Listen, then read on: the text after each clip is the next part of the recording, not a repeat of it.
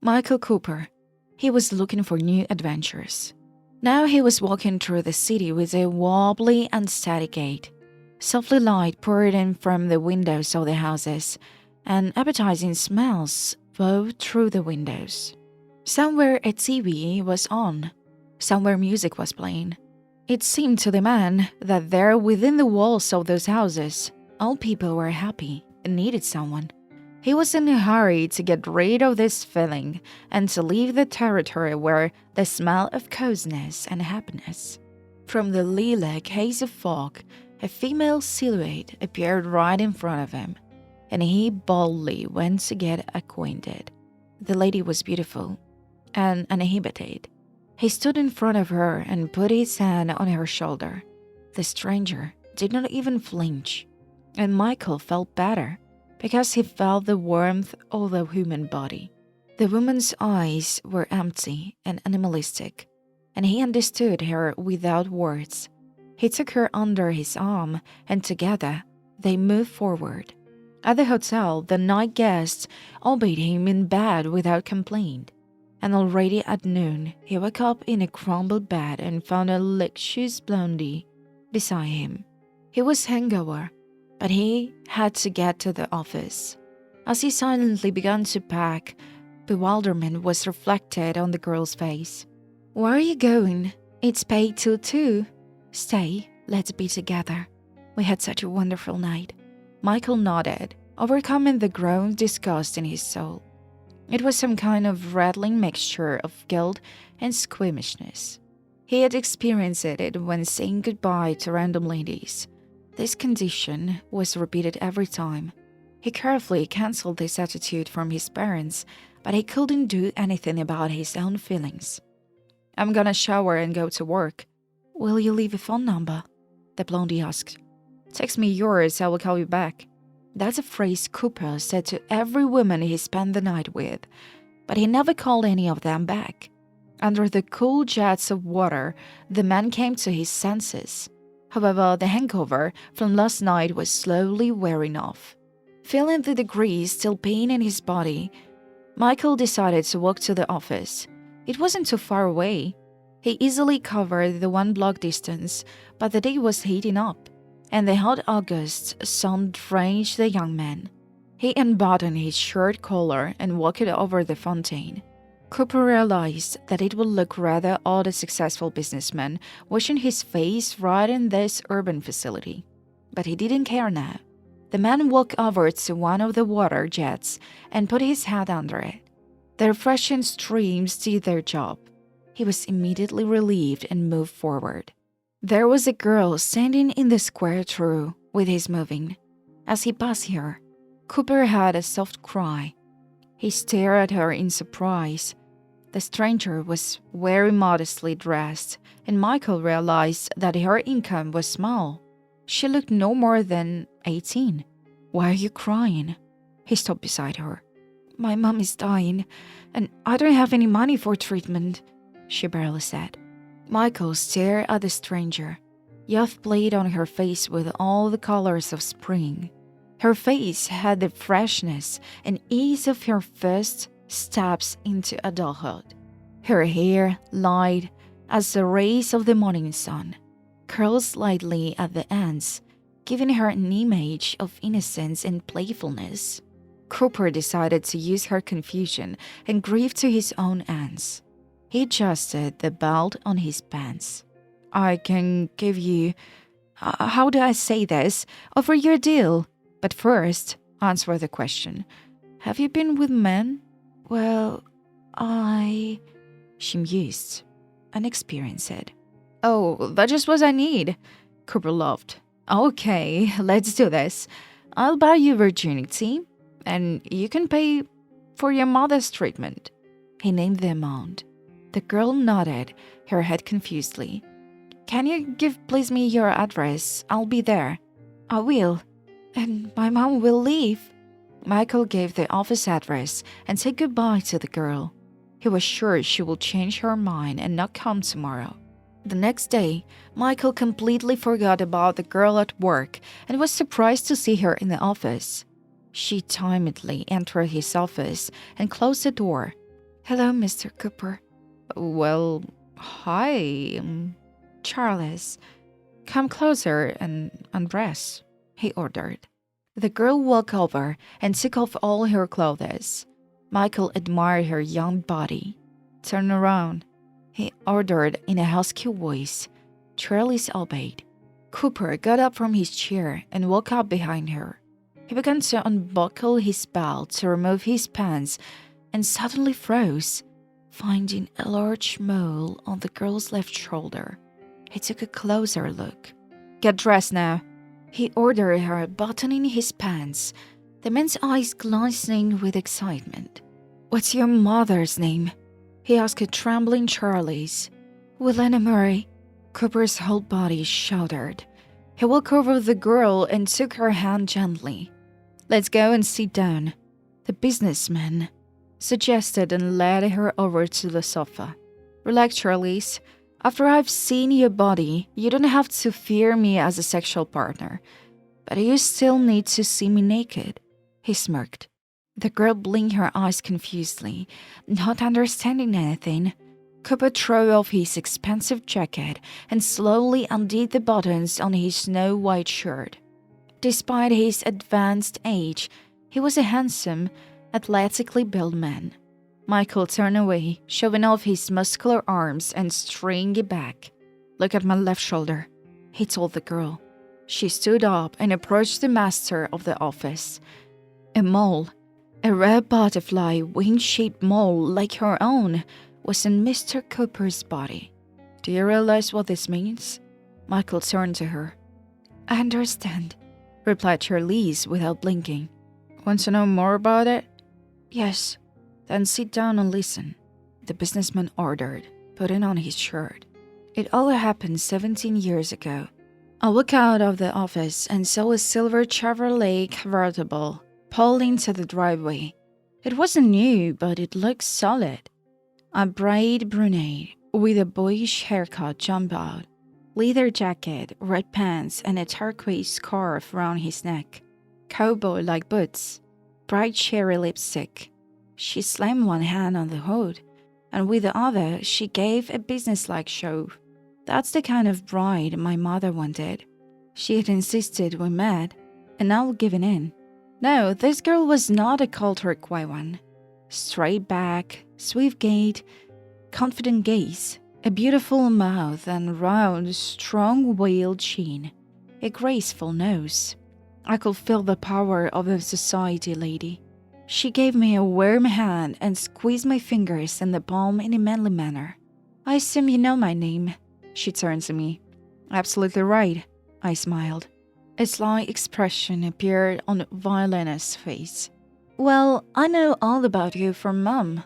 Worthless, weak-willed, in need of constant attention and feminine care. That's how she characterized her own son. I stepped closer to the girl, wrapped my arms around her waist and pulled her against me.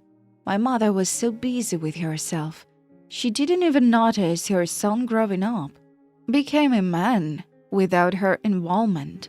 That's why the picture she has in her head doesn't match the reality. Yes, I'm a lone wolf, and I'm not made for sentimentality, but I know how to treat women, and you will have a chance to see for yourself. I laughed in Vilena's face. The girl didn't look away or embarrassed. She calmly endured direct eye contact with me and even smirked slightly. When I did let go of Vilena, she walked around the car, leaned over to the control panel, and made some simple manipulations. Immediately, her top came off. Well, let's get away from this house and into the wind, she suggested. I swung the door open for her, then plopped myself into the comfortable chair next to her. That's a hell of a car you got there. How long have you had it? Vilena brightened. For about a year, my girl's hot. And she went a long rant about valves and batteries and gas prices, from which I gather the girl is passionate car enthusiast. I'm concerned about the problems with the convertible top. It keeps coming down at the most inopportune times. It's like a pain in the ass, she continued her monologue. There is a peculiar sound before it breaks. I stopped the car and reinforced it by hand. I didn't notice that it was getting dark. Still clouds covered the sky. It looked like we're going to have to find a hiding place. It's getting darker by the minute, and it's looked like it's going to rain. I turned to the girl. I know a cozy place. Let's go. The Violena accelerated.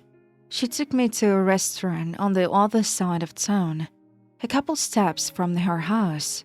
When we came out, at the same moment, torrents of water rushed down from the heavens. They ran to the restaurant. The place was in semi-darkness, and a gentle melody was playing through the room. The bartender looked at us sympathetically. He gestured for us to follow him. In the back room, the guy handed us 2 terry towels, and we swept our dumb hands. They returned to the hall. Violena went to a free table in the back of the room. Come here, she said to me. We sat down opposite each other. Soon the waiter approached. We placed our order, or rather, Violena made it. She quickly understood my taste and preferences. She took a quick look at the menu and decided that I will drink and eat what she had chosen. Her drinks habits were surprising. She consumed large portions of Jack Daniels, and she took me a bottle of selectable red wine. It was immediately obvious that Violena was a regular at this establishment, because all the employees were happy to please her. They fluttered around like moths. Suddenly, I realized that the society of this girl was very pleasant to me. I didn't let myself be broken by my mother, did not yield to her influence, but Violena's strength was soft, ingratitating. That was the payoff. I asked her to tell me about herself and was surprised at how interesting her faith was. She was a little older, 2 years older. She was born into a well-to-do family, but she wanted independence early on, so she started her own business several times. The initial capital was allocated to her by her father, but the first attempts were unsuccessful. He went bust. I'm doing okay now, she smiled, taking one sip of whiskey after another. It was amazing, but Violena did become a successful businesswoman. She owned several fashion magazines. This girl was obsessed with everything. She passionately told me about the intricacies of her profession. And then, sensing that she was boring me, she told me about her hobbies. They were somewhat extreme. Hiking in the mountains, riding in canoes, or swimming in the forbidden places. I could only marvel that my new acquaintance was not into space travel. At the end of the evening, I was fascinated by the girl. I was afraid to admit to myself that she had touched my heart. Violena was different from others. She was interesting to be with. She stood out among many charming, intelligent, and beautiful women. There was in her some mesmerizing mystery. Next to this girl, in the soul there was an inexplicable awe. I wanted to drown in the relationship with this extravagant representative of the weaker sex. I caught myself thinking that all previous novels did not cause me the desire to open up and behave relaxed. There were smooth and remarkable meetings, with a slight tinge of lust. How many of them were there that piqued my quiet interest? Thousands, hundreds. Basically, I was given by one thing, the desire to add to my male collection. By and large, they were complete strangers, but Violena was able to become one of my own during the evening. I didn't want to part with her. There was such an inner confidence sliding through her entire appearance that she immediately attracted stares from outside. I watched in awe as a new feeling began to arise in the depths of my soul. This beguiling state was unusual for me. I was bathed in a cocktail of excitement. Literally, in a matter of hours, I realized that this was my woman. Not once did I get bored while talking to her. Not once did I think about business or anyone else. Lena, indeed, absorbed all my attention. At the same time, the girl was not obtrusive and did not claim adoration of love. "Why don't we go out?" I suggested. "Seriously?" She laughed. "Yeah, I think we're right for each other. Or maybe I'm wrong," I asked. "No, it's looked like it." Lena looked at me point blank. I felt a languid, passionate feeling envelop me. Lena looked at me in the face with her marvelous, velvet brown eyes, and I read understanding in them. The girl silently got up from the table, and I followed her. The rain had stopped, and the last rays of the setting sun illuminated the city. We drove her limousine through the empty streets. Then a thick purple twilight descended on the land. We hit a fancy house. There was no one there. Lena took me to her bedroom.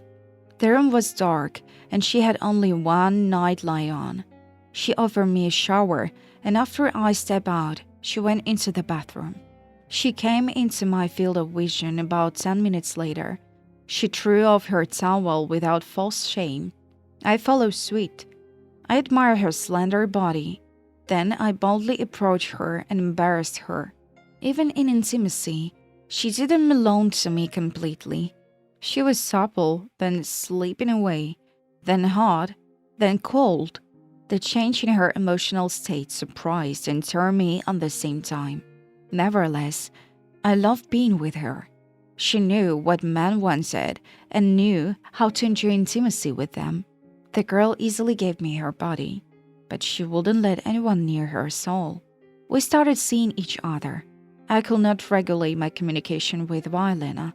She always chose the place and time of the meeting, and I just waited for the engine of her car to roar. I prepared to every day with her. That's why the feeling I had for the young woman was a pang of longing. I realized that someday this connection will suddenly break, and I will lose Lena forever.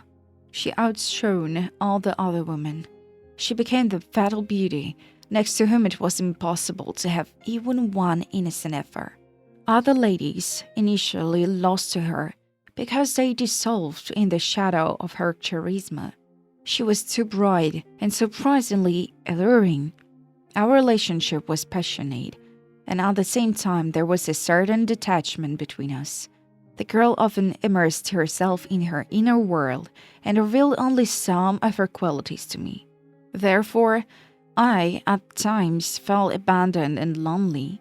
Sometimes I had no information for weeks about what the Belows does, but I stoically endured it. I was ready to tolerate everything for the sake of a couple of dates with her. The premonition of the end of our relationship was constantly tugging at my soul. It was as if I were standing on a slippery rock in the middle of a raging storm, afraid of falling. But what happened in real life was worse than all my fantasies. It tore my soul to shreds. I certainly knew that Lena had other men, and often spent time with them. One day, she just didn't show up for a date, and I didn't find her at Murray Manor, nor did I find her anywhere. When asked about her whereabouts, her parents just shrugged their shoulders. I was like a wounded animal. I wasn't ready to let Lena go, not even for good.